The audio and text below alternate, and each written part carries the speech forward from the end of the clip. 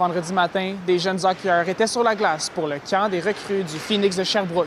Le but pour chacun de ces joueurs, c'est de se faire sélectionner pour le camp officiel de l'équipe qui débutera le 24 août. Le niveau de compétition est quand même bien dans l'ensemble. Ils ont une idée des attentes. Qu'est-ce qui les attend quand ils arrivent ici avec le Phoenix? Puis ils en ont entendu parler que l'éthique de travail, c'est important, puis de compétitionner. Tu vois que leur niveau d'attention puis d'écoute, il est très bon.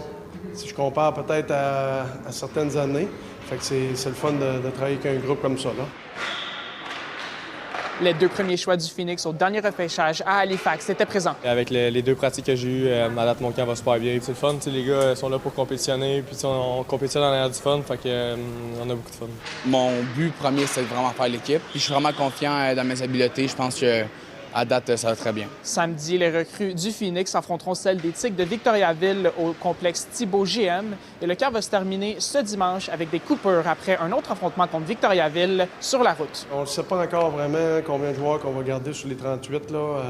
C'est certain qu'on veut, avec les vétérans, on veut être environ 30 quelques joueurs pour le camp qui va commencer le 24 août. Dû à la fermeture temporaire du Palais des Sports en raison d'un problème avec le système de réfrigération, le Phoenix a dû être créatif pour poursuivre ses activités. Certaines séances de glace se tiennent à l'Université Bishop, alors que d'autres ont lieu au complexe sportif Thibault GM. T'sais, on a de l'adversité, puis on n'a pas le Palais des Sports. Fait que c'est à nous autres de trouver moyen et des solutions de paver à ça, puis de servir de bord. Autant les entraîneurs que les joueurs que l'organisation. Et c'est de trouver le moyen d'avancer comme équipe puis de s'améliorer comme équipe. C'est tôt dans le camp pour le moment. On le sait qu'on va être une équipe compétitive. En théorie, le 2 septembre au matin, on va finaliser l'équipe parce que la période d'échange se termine le 2 à midi.